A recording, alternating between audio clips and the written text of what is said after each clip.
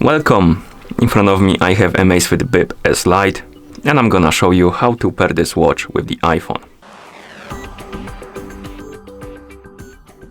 First thing we need to do is to turn on the watch.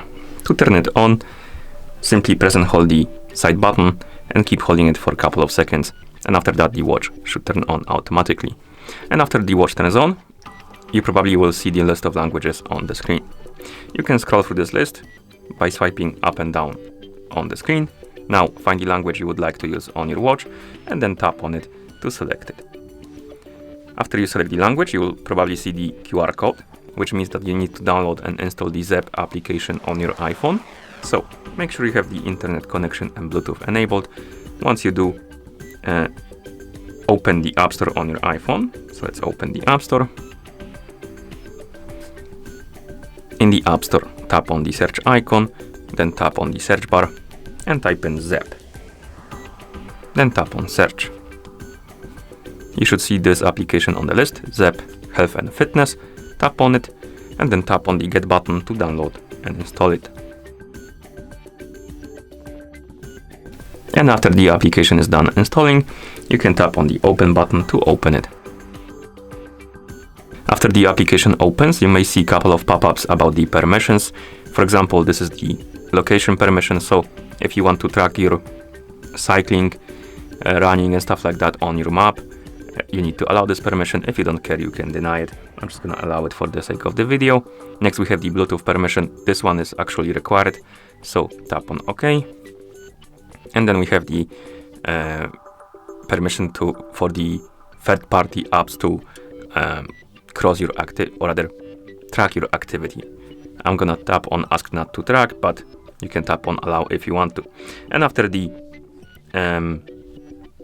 you're done with the permissions, you will be seeing the login page, and basically what we need to do is to log in into a Zepp account. If you don't have an account, you can tap on the Sign Up button right here to make a new account, or you can use the third-party account like Google, Facebook, or Apple. I'm gonna log in into mine account, so I'm gonna tap right here, enter the email address and password, and then I'm gonna tap on Sign In to log in.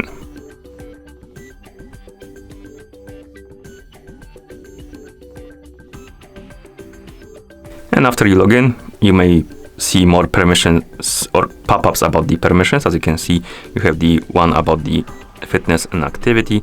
I'm gonna tap on OK, but you can deny it if you want. Next we have the notifications permission. This one is required if you want to receive the notifications from your iPhone on your watch. So if you want to tap on allow or deny it if you want to. And next we have the health access. So you need to tap on OK. Rather, you can tap on don't allow if you want to, but if you want to use some functions like heart rate and stuff like that, you need to tap on OK and then allow required permissions right here. So for example, if you want to use the heart rate feature in the app and watch, you need to allow this permission. If you don't care, you can keep it denied. So customize this according to your preferences, and once you're done, you can tap on don't allow or allow, depending if you want to allow or deny the permissions. And once you're done with the permissions, you should see the home page of the app. Now tap on the profile icon.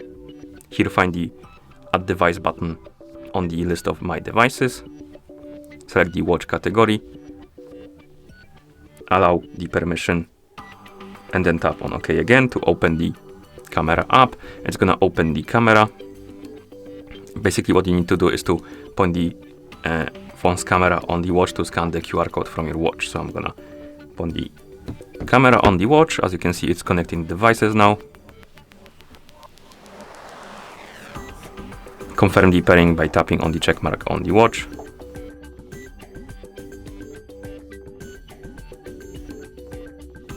Here we can restore the reminders, so if you want to do it, tap on restore. I'm just gonna tap on don't restore because I don't want to do it, and then you will see this page, welcome to Amazfit Bip S Lite. You can tap on done, and you should see the device page for your watch, which means that the devices are paired together. And that's how you pair this watch with the iPhone. And as you can see, we got another pop-up about the notifications. Sometimes these pop-ups are a bit late. Sometimes you need to wait a couple more seconds after you finish the pairing process for them to pop out. So I forgot to mention that, but basically after you pair the watch and you see the device page, wait for a couple more seconds. You probably will see some pop-ups about the permissions, and then allow them or deny them accordingly. Okay, and now we can close the app. And like I said, that's how you pair this watch with the iPhone. Thank you for watching. If you found this video helpful, please consider subscribing to our channel and leaving the like on the video.